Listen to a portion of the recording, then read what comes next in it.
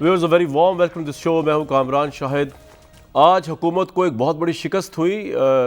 होने वाली शिकस्त को बचाने के लिए पार्लियामेंट का मुश्तरका इजलास जो 11 नवंबर को होना था उसको मौखर कर दिया गया है, क्योंकि हुकूमत को अंदाज़ा हो गया कि इत्तेहादी भी उनके साथ नहीं है जो कानून साजी वो करना चाह रहे हैं EVM को लेकर या नैब के बिल को लेकर, और इवन उनकी अपनी जमात के अंदर परवेज़ खटक और दूसरे लोग जो है उनके भी EVM के ऊपर बहुत खदशात है। इत्तेहादियों के तो है ही।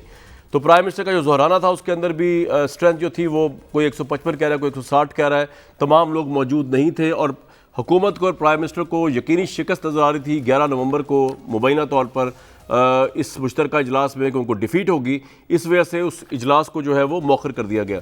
इस पर ज़रूर बात करेंगे, लेकिन इससे पहले आज बड़ा हंगामी सेशन हुआ सुप्रीम कोर्ट का, जिसमें इमरान खान प्राइम मिनिस्टर जो हमारे उनको बुलाया गया और सानिया आर्मी पब्लिक स्कूल की खुद नोटिस की समात के अंदर उनको बुलाया गया और उनसे बुला के बहुत सी चीज़ों के बारे में पूछा गया। मैं आपको बताया तो आज की समात में हुआ क्या। प्राइम मिनिस्टर को जब बुलाया गया, उनसे पूछा गया तो उन्होंने कहा जब ये वाक़या हुआ तो फ़ौरन पेशावर पहुँचे थे, हमारी हुकूमत थी, हमने हर मुमकिन इकदाम उठाए। इस पर जस्टिस जाजुल हसन साहब ने कहा कि रिपोर्ट के मुताबिक आपने कोई ख़ास इकदाम नहीं उठाए। अब तो आप इक़्तिदार में हैं, मुजरिमों को कटहरे में लाने के लिए आपने क्या किया?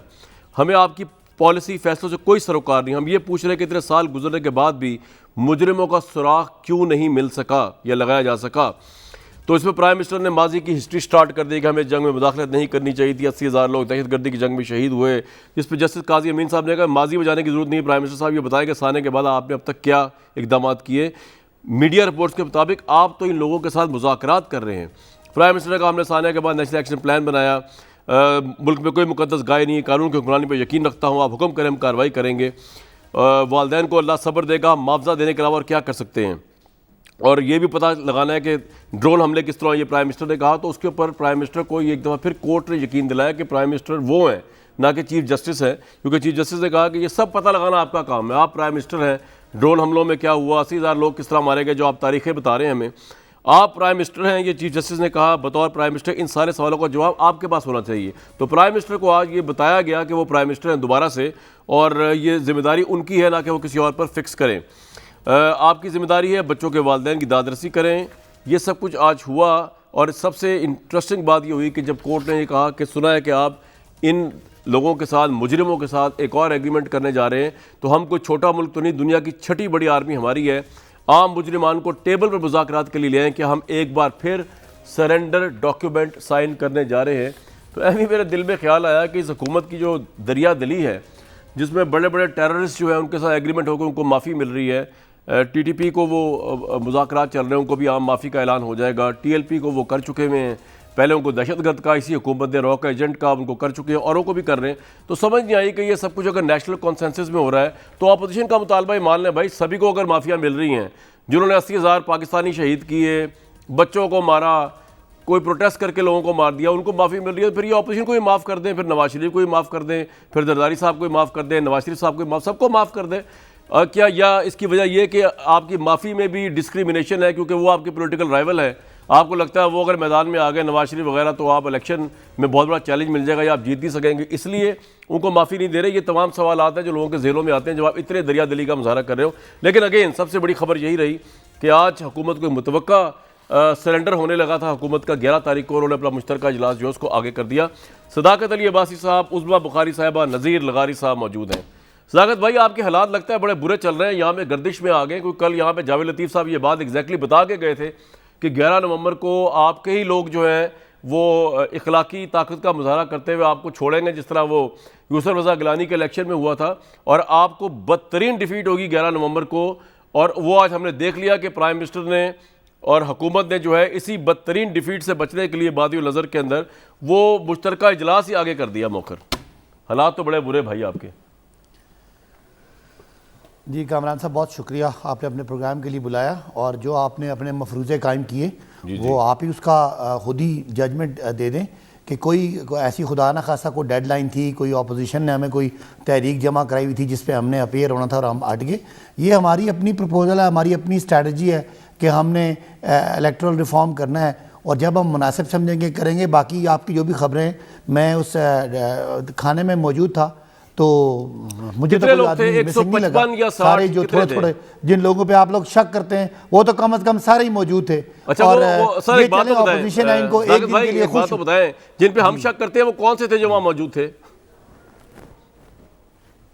नहीं, मैं कह रहा हूं जिन पे अक्सर इतने मीडिया वसूख टॉक्स से आप में कह और, रहे हैं, कौन थे, नाम तो आपके- बताएं सर, कि वो जो जिन पे हम शक करते रहो वहां मैं मौजूद थे कह और रहा आपने हूं देख कि लिए। सारे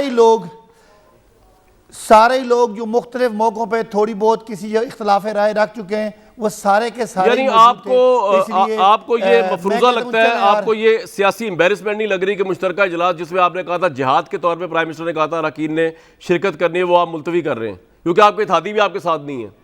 नहीं, जहाद मुलतवी नहीं हुआ, जहाद मुलतवी नहीं हुआ, हमले की डेट मुलतवी हुई है, आप फिक्र ना करें। और बाकी जहां तक जी कोई बिल्कुल हमें जहाद है हमारा इस माफिया इस निज़ाम के खिलाफ, वो जहाद जारी रहेगा और ये इलेक्टोरल रिफॉर्म हमारा इंशाल्लाह चैलेंज है। और यार बात सुने, सदाकत भाई दहशत गर्दों को माफ कर रहे हैं, कोई माफ कर दे माफिया को, ये तो छोटे मुजरिम हैं, छोड़े। कौन सा इंसाफ और कौन सी इंसाफ की पासदारी की बातें कर रही है दहशत गर्दों को?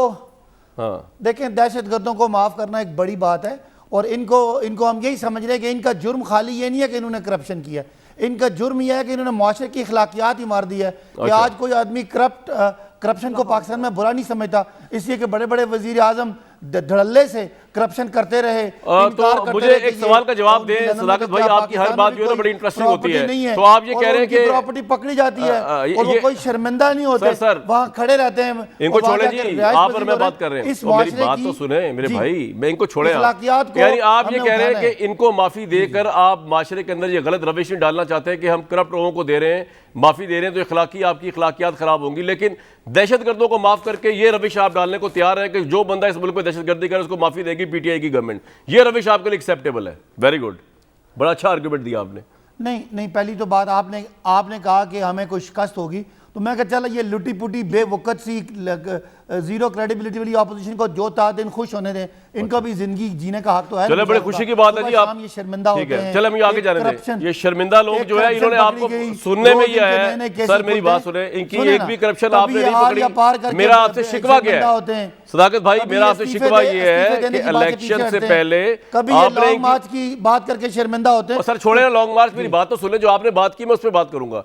शिकवा आपसे सिर्फ इतना सा है मुद्दबाना और आजाना तौर पे कि जिस करप्शन के रुपया पैसा आपने इकट्ठा करने की बात की थी उनमें से एक टका वसूल नहीं कर सके, जो आपकी पार्टी के करप्ट लोग निकले मुबैना शुगर माफिया के लोग, उनको भी आप नहीं पकड़ सके, और रहा सही कसर नैब के तरमीमी ऑर्डिनेंस में आपने अपने मिनिस्टर्स और ब्यूरोक्रेट्स को एनआरओ दे दिया, बात ही खत्म होगी। लेकिन मैं आगे चलता हूं और जाते जाते आपने कहा मफरूजों पे मबनी इंट्रोडक्शन, मैं आप हैरान हूं कि आप ये बात कह रहे हैं जिनकी पूरी हुकूमत ही और पूरी गवर्नेंस ही मफरूजे में मबनी है। अगर आप उठा के देख ले आपने क्या वादे किए थे, आज वो सारे मफरूजे हैं सर, वो सारे मफरूजे हैं। अभी पूछ लेते हैं थर्ड वॉइस से भी, लेकिन पहले सेकंड वॉइस के बाद जाऊंगा। उस्मा बुखारी साहिबा, आपने ये बात की ना हमारी हुकूमत मफरूजों पे है, हमारी हुकूमत वो हकीकत है जिसको आप देख रहे हैं और अगले 10 साल शायद आपको देखनी पड़ेगी, इसलिए इसको मफरूजा ना कहें। ये उनसे पूछे जो यहाँ वापस आने से डरते हैं, ये उनसे पूछें जो हमारे खिलाफ लॉन्ग मार्च करने से डरते हैं, ये उनसे पूछें जो हमारे खिलाफ अदम एतमाद लाने से डरते हैं, उनसे पूछें वो क्यों हर मैदान में शिकस्त खाते हैं। तो ये तो आपको पता लग रहा है एक टीम है जो रोज से रोज कामयाबी जिसको मिल रही है। अब हम इनको ईवीएम ला के इलेक्ट्रॉनिक वोटिंग मशीन के जरिए अगला इलेक्शन करा के इनकी दांती का रोना भी चुप करा के छोड़े। बिल्कुल ठीक है, मैं ये कह रहा हूँ कि अल्लाह आपको सकत दे कि आप मुश्तरका इजलास बुला सकें, अल्लाह आपको ताकत दे कि आप इत्तेहादियों को अपने साथ पहले की तरह मिला सकें, अल्लाह आपको ताकत और हिम्मत दे कि आप जो है अपने जो पीटीआई के लोग मुनहर्रिफ हो रहे हैं उनको साथ मिला सके और आपको शिकस्त फाश ना हो और आप 5 साल पूरे करें ताकि आपके पास ये मफरूजों में सुन तो लें, आप बोलने नहीं दे रहे। और सर सुन तो लें, मैं ये कह रहा हूं ऐसा ना हो, और इसकी वजह तो सुन लें सदाकत भाई, आपका नाम मिस्टर मफरूजा लोग रख दें। उस्मा भाई, उस्मा साहब एक मिनट सिर्फ, मैं ये कह रहा हूं कि ये इसलिए मैं दुआ मांग रहा हूं, सबसे मिल गया है ना, सुन तो ले जिनको आप शक करते हैं मैं सबसे मिल गया हूं। पता नहीं कौन उनके नाम तो बताए, हम पता नहीं किन पे शक करते हैं और आप पता नहीं किस पे यकीन करके बैठे हुए हैं, लेकिन मैं ये कह रहा हूं ये मैं दुआएं आपके लिए शकों का पता है सर। सुन मैं आपके साथ हर हफ्ते आता हूं सर, आते हैं, I interact with you every week, so I know sir आपके पॉइंट ऑफ व्यू क्या है। सर आप भाई हैं, कोई ऐसी बात नहीं, हमें भी आपका पॉइंट ऑफ व्यू पता है, हमें आपके लीडर का भी पॉइंट ऑफ व्यू पता है, लेकिन मैं ये कह रहा हूं मैं दुआएं इसलिए मांग रहा हूं कि आपको शिकस्त हो पार्लियामेंट में। कर लें, हकीकत में आंखें खोल लें, सुन तो लें, this is a true reality, hard reality तो सुन लें ऑफ टुडेस टाइम, और इंशाल्लाह अगले 10 साल टुडेज टाइम। मेरे भाई बात तो सुन लें, मैं ये कह रहा हूं, बात तो आप पूरी नहीं करने दे रहे मुझे, आज तो आप एंकर बन गए।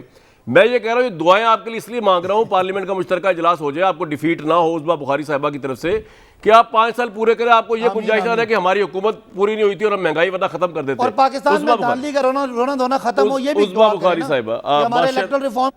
उस्मा बुखारी साहिबा, दोनों चीजें आपसे पूछ लूंगा, एक तो ये कि आपने ऐसा क्या चक्कर चलाया आपकी पार्टी ने, ऑपोजिशन ने, कि ये मुश्तरका इजलास से मुनहरफ हो गए। क्या आपने इनके लोगों को दोबारा लोटा बना लिया यूसुफ रज़ा गिलानी के इलेक्शन की तरह? इखलाकी तौर पे आपने इनकी पार्टी को फिर तोड़ा है? क्या किया आपने, समझाया मुझे। शुक्रिया कामरान। अब जरा आप देख लीजिए कि हुकूमत ने कितनी देर का रोना पिटना डाला है, और उस रोने पिटने के बाद भी मतलब अभी नहीं ना और बुरी होनी है। अभी आप देखिए जाइए, पहले तो बात यह है कि सामान 100 बरस का पल की खबर नहीं, इनका वो आलम है। इनको ये नहीं पता अगले 24 घंटे में इनके साथ क्या होगा, लेकिन बातें करा लो, बड़ी बड़ी ज़ाहिर बातें कराने में सिर्फ ज़बान ही हिलती है ना, और क्या होता है। लेकिन सबसे पहले मैं शर्मिंदा हूँ, ये जो अभी इन्होंने लंबी चौड़ी वो एक पॉलिटिकल जो है रेटरिक बयान करने की कोशिश की, वो होंगी शर्मिंदगियाँ इनके लिए। लेकिन मैं जिन बातों पे आज शर्मिंदा हूँ, मैं शर्मिंदा इसलिए हूँ कि आज भी APS की माएँ जो हैं वो अपने बच्चों के लिए इंसाफ ढूंढ रही हैं।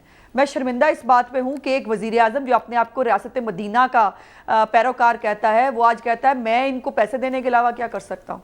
मैं वाकई आज बहुत शर्मिंदा हूँ कि एक ऐसा वज़ीर आज़म जो रियासत मदीना का नाम लेके, जो हमेशा मज़हब कार्ड इस्तेमाल करके जो है वो इस मुल्क में हुकूमत करता रहा, आज उसका आलम यह है कि वो किसी गरीब की, किसी की सिसकियाँ सुनने के लिए और उसके किसी को जवाब देने के लिए तैयार नहीं। मैं वाकई बहुत शर्मिंदा हूँ कि मेरा वज़ीर आज़म जो है, मेरा तो खैर नहीं, जिनका है उनका, वो इसलिए सिलेक्ट हुआ था कि वो जो है वो उन दहशतगर्दों को जिन्होंने हमारे बच्चे मारे, जिन्होंने 80,000 पाकिस्तानी मारे, उनके साथ वो टेबल टॉक करके बहुत खुशी महसूस करता है। मैं वाकई बहुत शर्मिंदा हूँ, डूब मरने का मुकाम है हमारे लिए, और ख़ास तौर पे उनके लिए जो आज उस टेबल पे बैठ के बहुत फ़ख्र महसूस कर रहे हैं कि जहाँ एक तरफ वो शुहदा हैं, उनकी बेगुनाह लाशें हैं, और दूसरी तरफ वो जो है कातिल हैं कि जिनके हाथों पे खून नज़र आ रहा है, लेकिन उसको देखने के लिए और सुनने के लिए कोई तैयार नहीं है। तो मैं वाकई इन बातों पे तो बहुत शर्मिंदा हूँ, और अगर किसी को डूब के मर जाना चाहिए इन बातों के ऊपर तो वो वज़ीर आज़म इमरान खान हो सकता है। डूब के मर जाना चाहिए, इनका उस चीज़ों से लेना देना नहीं,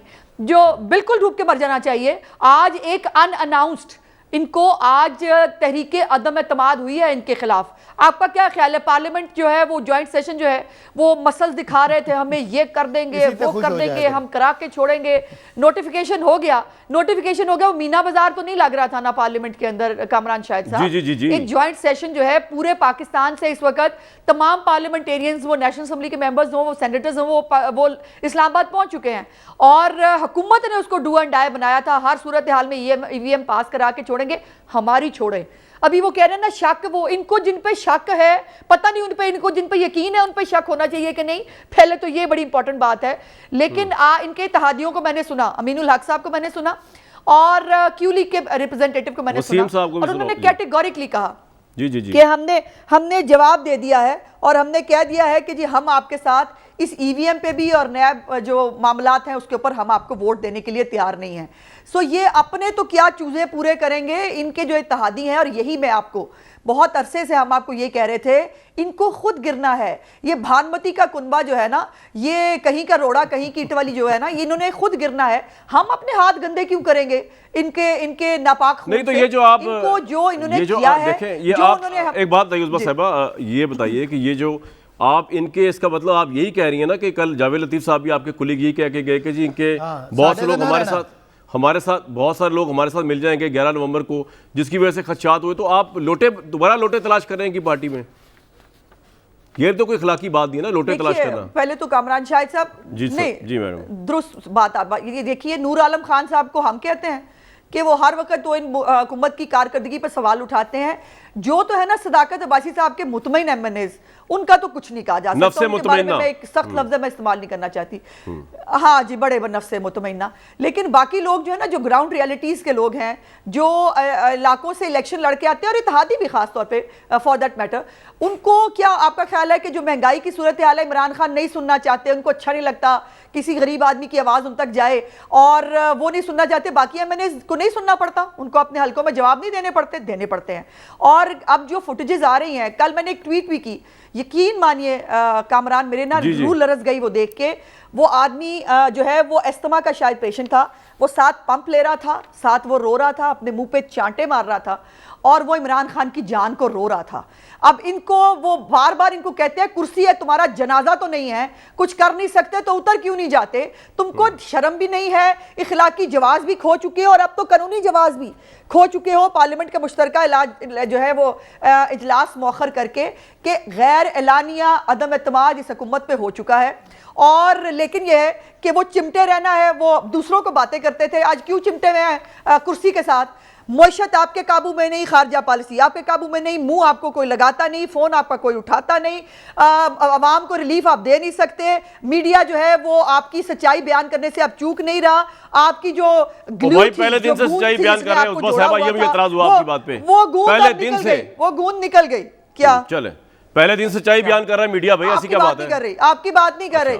वेरी गुड, अब मैं आगे आपकी बात नहीं करी। मुस्बत रिपोर्टिंग का हुक्म भी आप ही को मिला था ना, मुस्बत रिपोर्टिंग का हुक्म नहीं मिला था आपको? नहीं, मुझे नहीं मिला, मुझे नहीं मिला और मैंने मुस्बत रिपोर्टिंग की 6 महीने में ये जुए शीर ले आएंगे। उस्मा साहिबा मैंने कोई मुस्बत रिपोर्टिंग नहीं की, ना आपकी गवर्नमेंट की ना मैंने इनकी गवर्नमेंट की। ठीक है, आपका पॉइंट ही आ गया, बिल्कुल ठीक है। इसीलिए तो टारगेट पे है ना, इसीलिए तो टारगेट पे बातें सुनते हो जो भी आता है। ये बिल्कुल ठीक है। नहीं वो तो देखें, इनके सदाकत अब्बासी साहब के कहने से या सदाकत अब्बासी साहब के प्राइम मिनिस्टर के कहने से कुछ भी नहीं होता।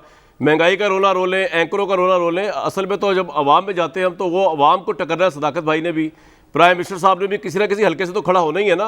वो दूध का दूध पानी का पानी हो जाएगा, हो सकता है मैं I am totally wrong, Pakistani media totally wrong, वो तो बात ही खत्म होगी ना। मेरे इनसे बहस ही नहीं बनती इस पे। ये हर वक्त हर किसी को तो आप बेवकूफ़ नहीं बना सकते, कभी कभी किसी को बेवकूफ़ बना सकते हैं। बहरहाल मैं जाऊंगा नज़ीर लगारी साहब के पास। नहीं, बहुत सारे आपके साथी बहुत खुशी खुशी बेवकूफ बनते हैं, उनका भी जिक्र करो। नहीं, कुछ तो इनके एजेंडे पे है ना, चैनल्स इनके एजेंडे पे हैं, अब उनका नाम क्या लेना इधर। लेकिन बहरहाल नज़ीर लगारी साहब मुझे सिर्फ ये बता दीजिए कि दो बातों पे आपसे कि ये आज कोर्ट ने भी प्राइम मिनिस्टर को बुला के कहा कि मुजरिमों से, दहशतगर्दों से आप एग्रीमेंट कर रहे हैं, आपकी हुकूमत एग्रीमेंट कर रही है, आप सरेंडर करने जा रहे हैं। तो मेरा तो सवाल ये कि चले कोई मुल्क के इंटरेस्ट में ये सब कुछ कर रहे होंगे तो फिर ये जितने छोटे लेवल के मुजरिम हैं, दहशतगर्दों से बड़ा तो मुजरिम कोई नहीं होता ना। नवाज शरीफ साहब को ये मुजरिम समझते हैं, जरदारी साहब को मुजरिम समझते हैं, पूरी अपोजिशन को ये चोर समझते हैं, इन सबको ही माफ़ कर दें। एक बात ये, और दूसरा ये, आपको लगता है कि हवाएं इनके खिलाफ हो गई हैं? जो मुश्तरका इजलास में इनको ना इत्तेहादी मिल रहे हैं, ना इनको अपनी पार्टी के लोग मिल रहे हैं, चाहे जितना भी उसको मफरूजा कहते रहे। सदाकत साहब बैठ के इधर एयर कंडीशन कमरे में मेरी तरह। जी मैं अर्ज करता हूँ, इनको गुज़श्ता रोज़ ही मुस्तफ़ी हो जाना चाहिए था जब बिल पास नहीं हो सके थे। उस 2 बिल, हाँ जी बिल्कुल क्लियर था कि हाउस जो है वो इनके साथ नहीं है, और हाउस जो ऐवान बाला है उसके अंदर इनको अक्सरियत नहीं है। ऐवान ज़ेरी में ये हार चुके हैं। अखलाकी तौर पर इनके इक़्तिदार में रहने का जवाज़ कल से ही ख़त्म हो चुका है।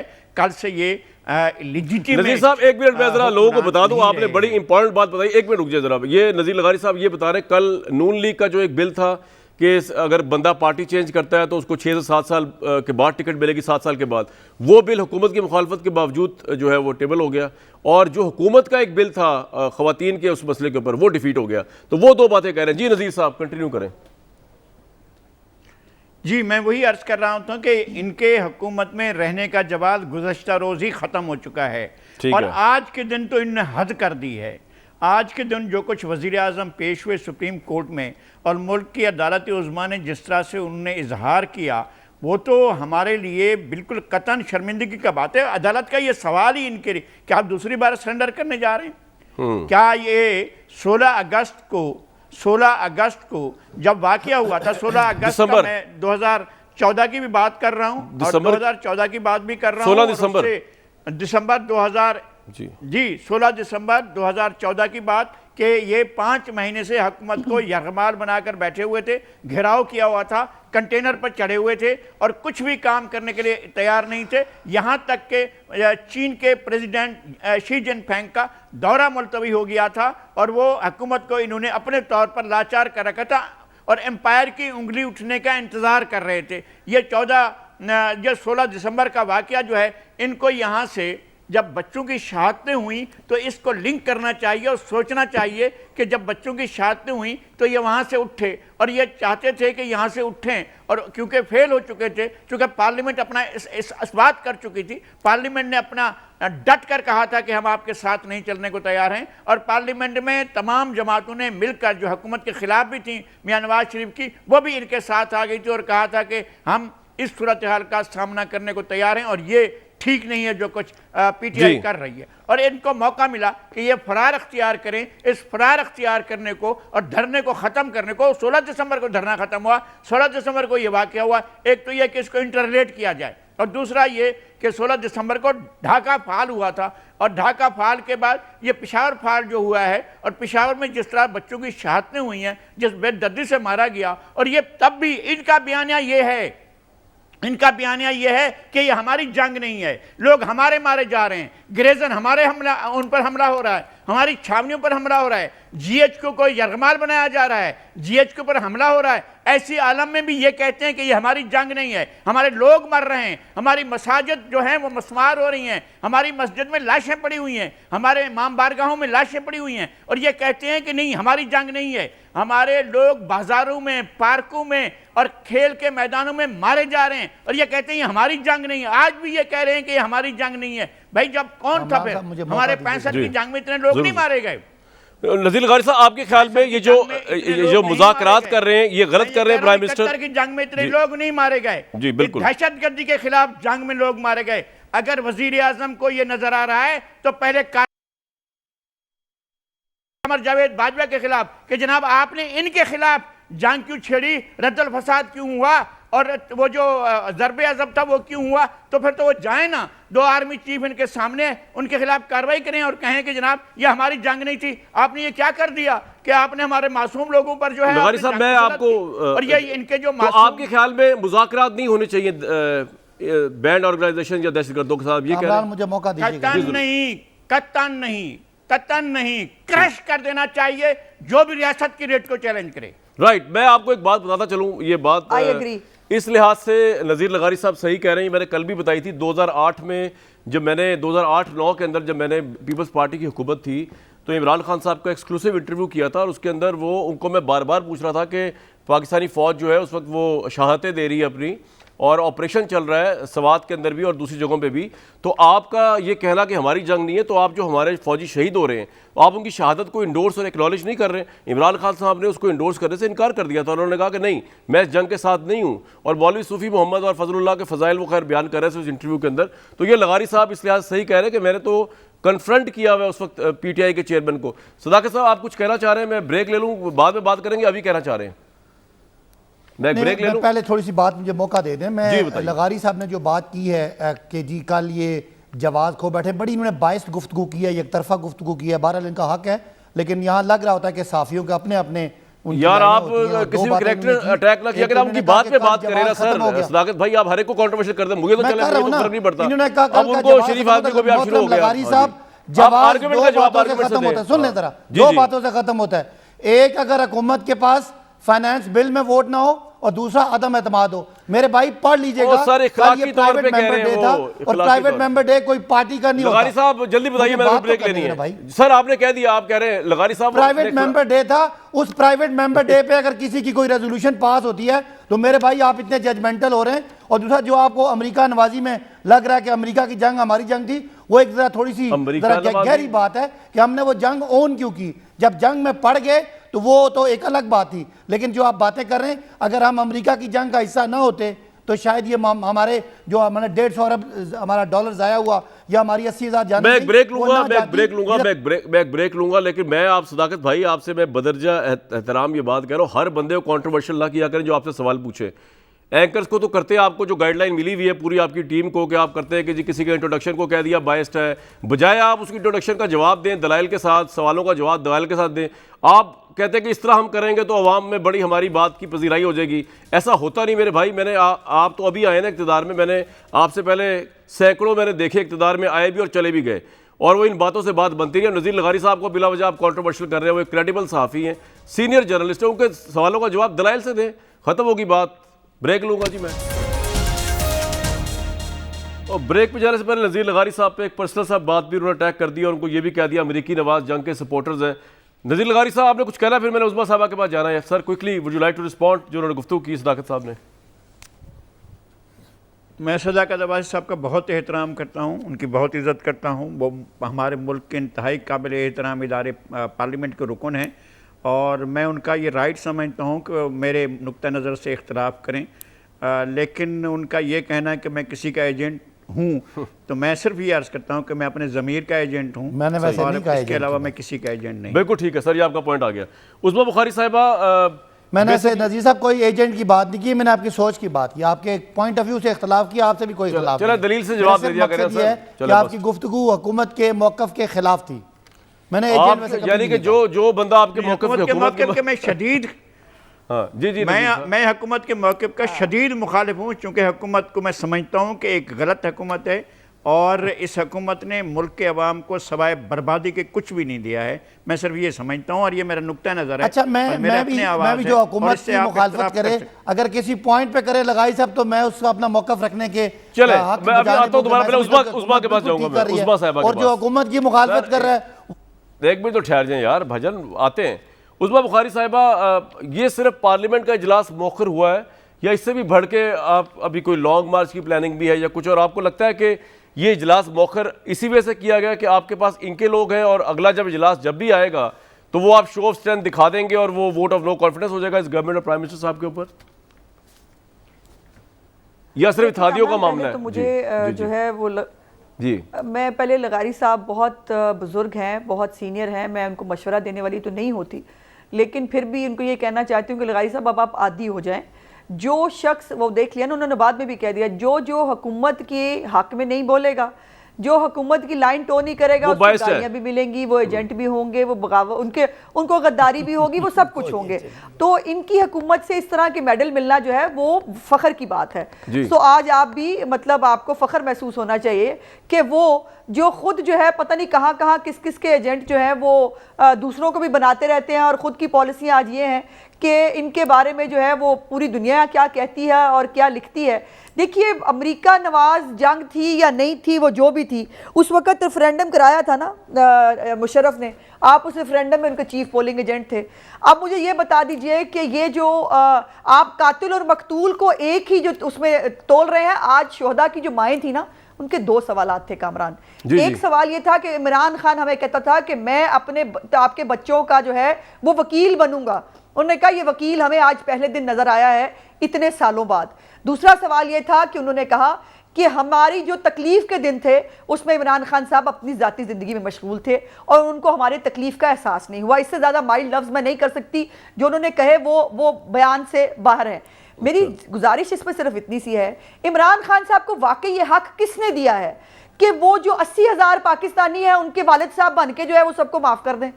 किसने दिया उनको ये हक? पार्लियामेंट से लिया उन्होंने ये पूरी कोई रेफरेंडम करा दिया है, कोई कंसेंसस ले लिया है, ये अकेले फैसला करने वाले ये होते कौन हैं? और फिर दूसरी बात ये है कि ये जो हमारी जो आपने जहां तक सियासी सवाल का बात की, देखिए जो पाकिस्तान के हालात हैं कामरान शाहिद साहब, उसमें कोई बंदा इररेलेवेंट नहीं रह सकता, खास तौर पर इन हालात में जब आम आदमी जो है वो पैनाडोल की गोली नहीं मिल रही लाहौर में, पता है ना आपको इस बात का? पैनाडोल की जो है वो पैनाडोल जो हुकूमत नहीं दे सकती हमें, जिसने कहा 3 करोड़ गोलियां हमने भेज दी है मार्केट में, वो नहीं है। चीनी तो चले मान लिया कि चीनी जो है वो पता नहीं कहाँ शुगर माफिया ले गया, अब ये पैनाडोल माफिया कौन है?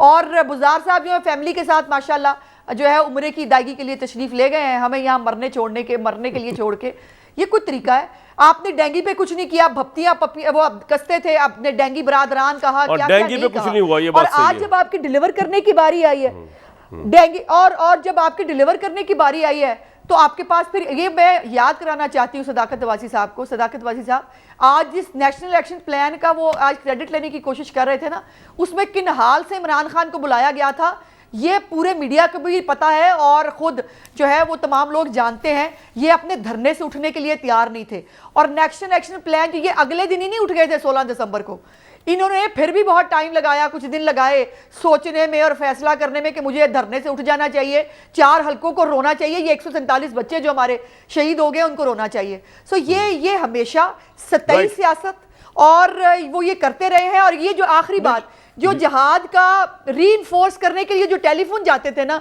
वो टेलीफोन नहीं जा रहे, तो मेरा ख्याल है उस वजह से जहाद जो है वो रीइंफोर्स नहीं हो पा रहा। राइट। मैं सदाकत साहब, ये क्या आपके साथ वो ताकतवर हल्के नहीं रहे जिसकी बुनियाद पे आपने अब तक गवर्नमेंट की थी? वो आपकी गवर्नमेंट पॉपुलर थी या अनपॉपुलर थी?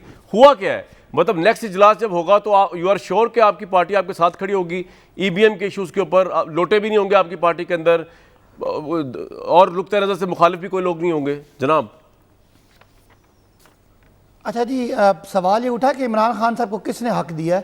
तो इमरान खान साहब को 22 करोड़ लोगों के नुमाइंदों ने हक दिया है, जिन्होंने नवाज शरीफ साहब को उठा के इक़्तिदार से बाहर मारा और इमरान खान को हक दिया।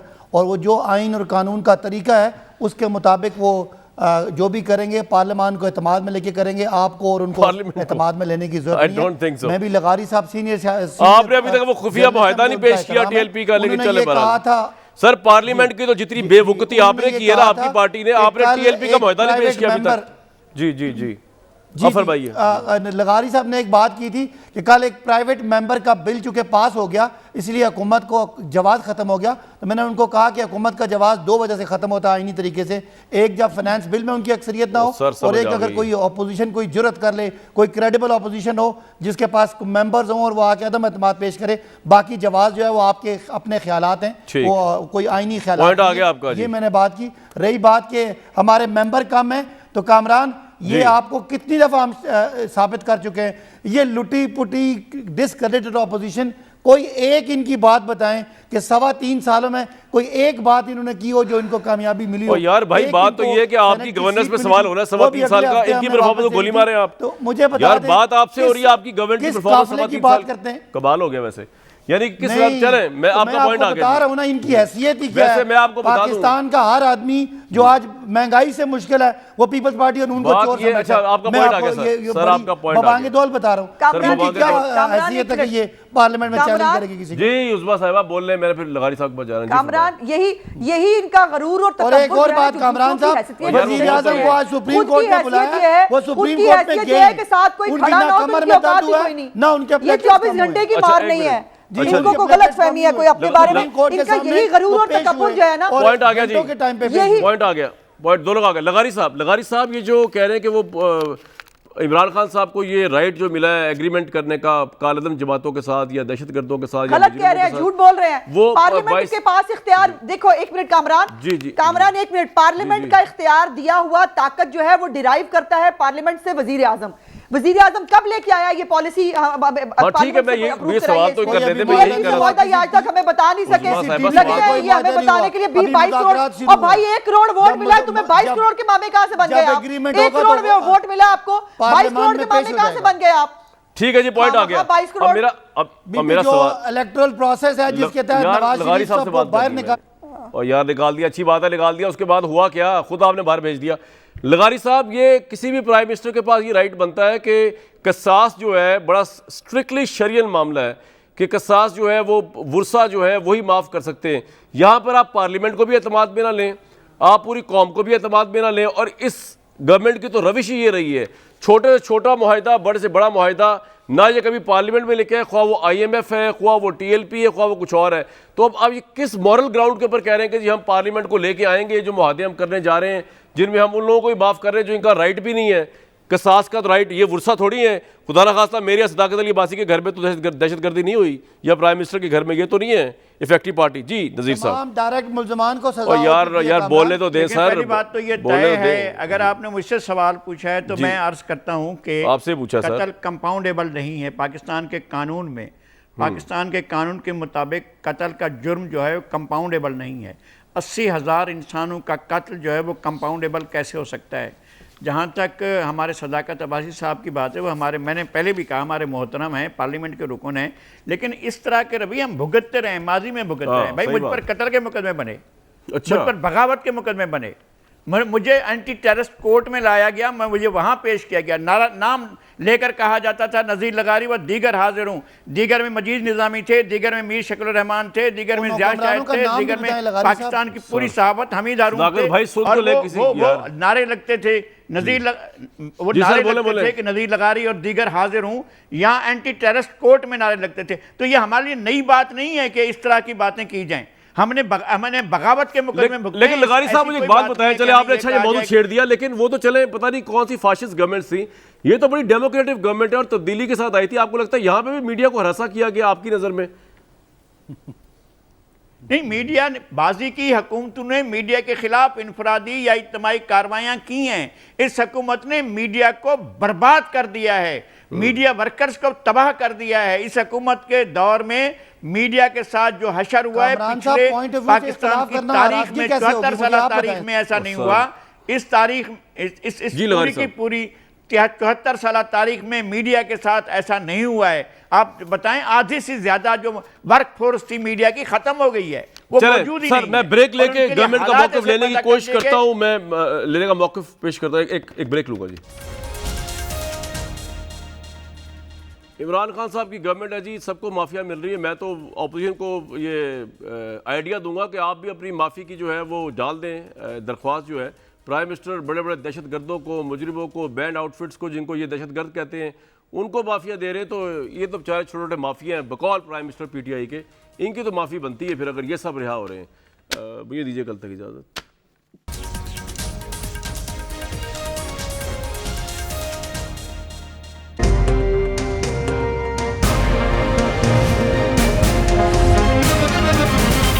दुनिया खबर की दुनिया।